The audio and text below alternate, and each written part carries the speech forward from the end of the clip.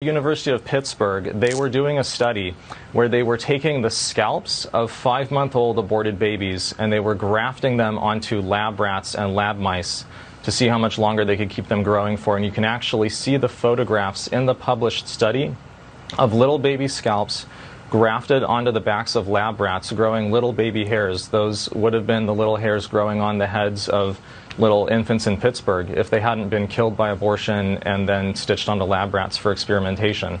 This study was funded by a grant, by multiple grants from the NIAID office, which is run by Dr. Anthony Fauci. And when I was undercover, Planned Parenthood abortion providers told me that they were the ones who were supplying the aborted baby body parts for experiments at the University of Pittsburgh. It's one of those stories we almost hesitated to do because it is so grotesque, but it seemed like in the public interest to tell the truth about what's happening. Has Fauci accounted for this?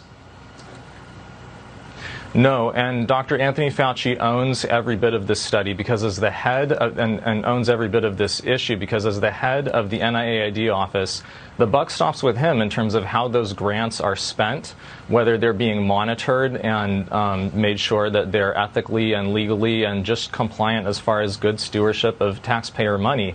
The fact that they were using scalps from 5-month-old aborted babies, that means that the heads of those children probably needed to be intact in order to get the scalps, which is an indication that those are either partial birth abortion or even infants delivered alive and whole.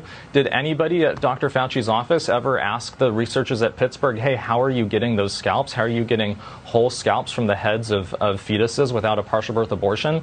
I think that Dr. Fauci should be brought in front of the Senate or in front of the United States Congress and ask those questions directly about what his office did to make sure that these grants and that these barbaric experiments were in compliance with all the applicable federal laws and regulations for those federal taxpayer grants.